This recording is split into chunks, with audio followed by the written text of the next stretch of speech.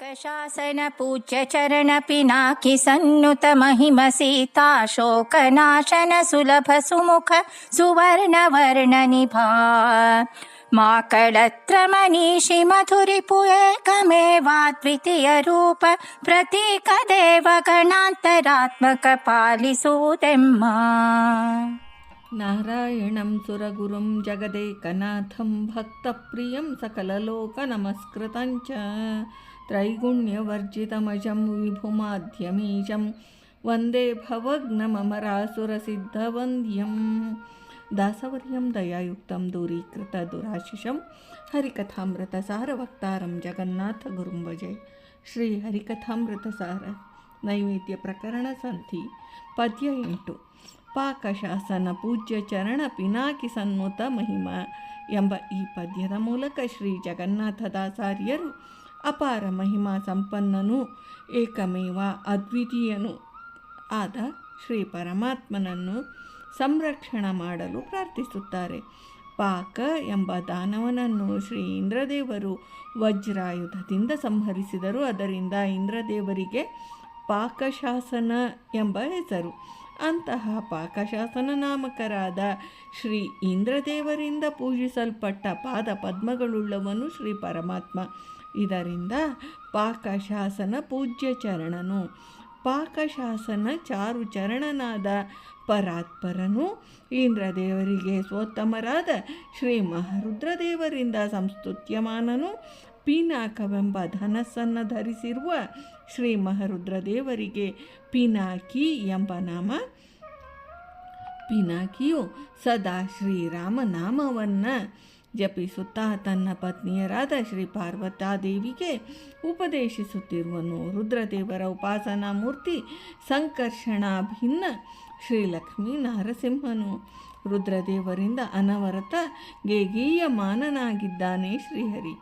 ಅಶೋಕವನದಲ್ಲಿದ್ದ ಸೀತಾದೇವಿಯ ಸೀತಾಕೃತಿಯ ದುಃಖವನ್ನು ಪರಿಹರಿಸಿದ ಶ್ರೀರಾಮಚಂದ್ರಮೂರ್ತಿ.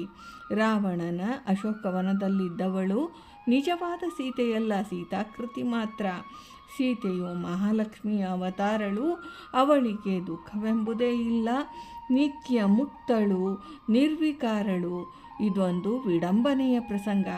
ರಾವಣನ ಸಂಪೂರ್ಣ ನಾಶಕ್ಕಾಗಿ ಸೀತಾಕೃತಿಯೂ ಕೂಡ ದುಃಖಪಟ್ಟವಳಂತೆ ನಟಿಸಿದಳು. ಇದರಿಂದ ಸೀತಾ ಶೋಕ ನಾಶನನು, ಅಂದರೆ ಶೋಕರಹಿತರಾದ ಸೀತಾದೇವಿಯ ನೆವದಿಂದ ನಾಶನ ರಾವಣನನ್ನು ನಾಶಗೈದ ಮಂಗಳಮೂರ್ತಿ ದಶರಥ ನಂದನ. ತನ್ನ ಭಕ್ತರಿಗೆ ಸುಲಭದಿಂದ ಪ್ರಾಪ್ತನು. ಭಕ್ತರಿಗೆ ಲಭ್ಯವಾದ ಭಗವಂತ ಸುಲಭ ಸುಗುಣ ಗುಣನಿಧಿಯೂ ಭಕ್ತರಿಗೆ ಅನುಗ್ರಹಪ್ರದನು.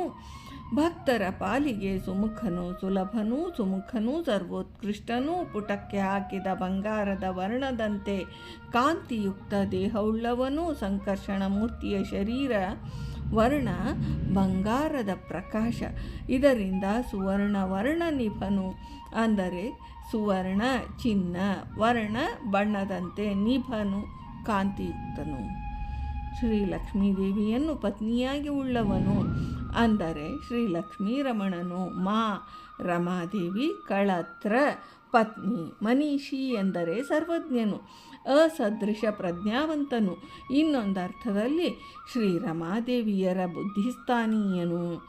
ಮಧು ಎಂಬ ದೈತ್ಯನನ್ನು ಸಂಹರಿಸಿದ ಕ್ಷೀರ ಸಮುದ್ರಶಾಯಿ ಶ್ರೀಮನ್ನಾರಾಯಣನು ಮಧುರಿಪುವು, ಅಂದರೆ ಮಧು ನಾಮಕ ದೈತ್ಯ, ರಿಪು ಶತ್ರು ಸಂಹಾರಕ. ಮಹಾಪ್ರಳಯ ಕಾಲದಲ್ಲಿ ಯಾರೂ ಇರಲಿಲ್ಲ. ಶ್ರೀಮನ್ನಾರಾಯಣನು ಶಿಶುರೂಪದಲ್ಲಿ ವಟಪತ್ರಶಾಹಿಯಾಗಿ ಪ್ರಳಯೋದಕದಲ್ಲಿ ಶಯನಿಸುವನು.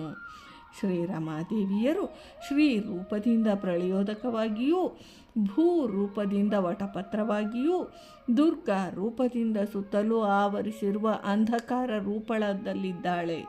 ನ ಚ ಬ್ರಹ್ಮ ನ ಚ ಶಂಕರ ಎಂಬ ಶ್ರುತಿ ವಚನಾನುಸಾರ ಏಕಮೇವ ಅದ್ವಿತೀಯನು, ಒಬ್ಬನೇ, ಎರಡನೆಯವರಾರೂ ಇಲ್ಲ. ಸಮಾಭ್ಯಧಿಕ ಶೂನ್ಯನು, ಏಕಮೇವ ಒಬ್ಬನೇ ಮಾತ್ರ, ಅದ್ವಿತೀಯ, ಅವನಿಗೆ ಎರಡನೆಯವರು ಯಾರೂ ಇರಲಿಲ್ಲ. ಸಮಸ್ತ ದೇವತೆಗಳು ಶ್ರೀ ಪರಮಾತ್ಮನ ಪ್ರತೀಕ ರೂಪರು. ಅಂದರೆ ಪ್ರತಿಬಿಂಬಭೂತರು. ಪ್ರತಿಬಿಂಬರಾದ ದೇವಗಣದಲ್ಲಿ ಅವರ ಅಂತರ್ಗತನಾಗಿ ಬಿಂಬರೂಪದಿಂದ ಇರುವುದರಿಂದ ಪ್ರತೀಕ ದೇವಗಣಾಂತರಾತ್ಮಕನು. ಅಂದರೆ ಪ್ರತೀಕ ಪ್ರತಿಮಾ ಸದೃಶರು, ಪ್ರತಿಬಿಂಬಭೂತರು, ಅಂತರಾತ್ಮಕ ಅಂತರ್ಯಾಮಿ ಬಿಂಬರೂಪ. ಈ ಬಿಂಬರೂಪನು ಇಂತಹ ಅಪಾರ ಮಹಿಮಾ ಸಂಪನ್ನನಾದ ಸಕಲ ಕಲ್ಯಾಣ ಗುಣಾರ್ಣವನಾದ ಶ್ರೀಹರಿಯೇ ನಮ್ಮನ್ನು ಸಂರಕ್ಷಿಸು ಎಂದು ಪ್ರಾರ್ಥಿಸುತ್ತಾರೆ ದಾಸಾರ್ಯರು. ಭಾರತೀ ರಮಣ ಮುಖ್ಯ ಪ್ರಾಣಾಂತರ್ಗತ ವೃಂದಾವನ ವಿಹಾರಿ ಶ್ರೀಕೃಷ್ಣಾರ್ಪಣಮಸ್ತು.